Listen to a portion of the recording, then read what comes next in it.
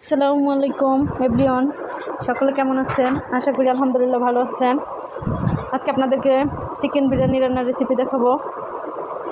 ফার্স্টে আপনারা রাইস সিদ্ধ করে নেবেন, তারপর আপনারা রাইসটা শুকাবেন, ঝরঝরা করবেন শুকিয়ে।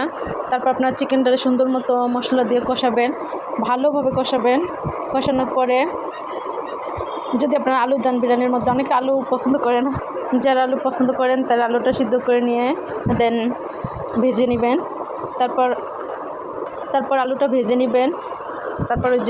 তারপর মাংস কষানো হলে বিরিয়ানিটা সুন্দর মতো একটা পাতিলে নেবেন, নিয়ে তারপরে সুন্দর মতো পাতিলে বসায় ফার্স্টে রাইস দেবেন পাতিলের মধ্যে।